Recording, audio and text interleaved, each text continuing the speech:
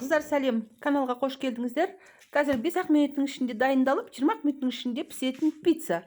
Кәдөлгі слоеный тесто магазинский, одан кейін мынау колбаса, мынау қияр банкідегі, помидор, майонез бен кетчуп, сыр. Қыздар, мен 2 түрлі сыр алдым.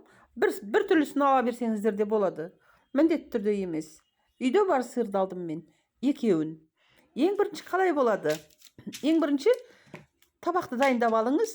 Табақтың ішіне пергамент қағазын жайып, оның үстіне сұйық майды құйып, осылай жағып шығыңыз. Пергамент қағаздың үстіне сұйық майды. Өстіп табақты дайындап алсаңыз, өзіңізге оңай болады. Сосын кейін мынау магазиндегі не ғой? Слоеный тесто. Оны мен былай илемеймін. Міне осылай қылып 4 бұрышты тұрған қалпында кесемін. Осылай 4 бұрышты қылып кесе салам. Кейбір қыздар мұны осы магазинскийдің өзін кәдөлгідей илейді дөңгелетіп. Сосын кейін мінекей өстіп кесіп аламдағы бұны жаямын. Оқтаумен 4 бұрышты болып жайылады, тез жайылады. Какой-то 20 секундтың ішінде жайылып шығады ғой. Содан кейін жаңағы дайындап қойған табақтың ішіне саламыз. Міне осылай. Слоеный тестодан күшті, дәмді болады қыздар. Пиццамыз өте дәмді болады, өте күшті болады. Содан кейін оның үстіне жаңағы кетчупты себеміз. Кетчупты құямыз. Майонезді құямыз. Екеуін араластырамыз. Сосын қасықпен осылай жағамыздағы жаңағы банкідегі әгіршігімізді осылай қойып шығамыз. Бүкіл жеріне.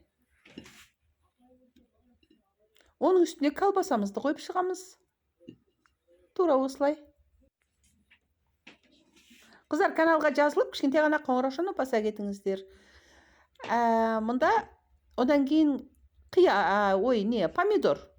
Помидорды әр жерлерінен қойып шығасыздар, күшті сочный болады. Помидорды қойсаңыздар. Одан кейін сыр. Үстінен септім. Болды. Бар жоғы 5 минуттың ішінде жасалып шықты. Асыққан кезде кейде осылай жақсы да, енді шай ішетін кезге бір 20 минуттан шай ішем десеңіз, өстіп жасай салсаңыз болады. Мінекей сырды қойдым.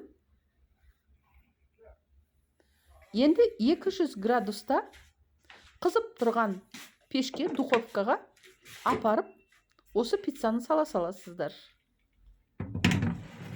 Тура 20 минуттан кейін дайын болып шығады. Қыздар, пиццам пісіп болып қалған кезде үйде свет өшіп қалды. Техникалық ақауларға байланысты мен сіздерге пиццаның дайын болғанын көрсете алмағаным үшін кешірім сұраймын. Сау болыңыздар, аман болыңыздар.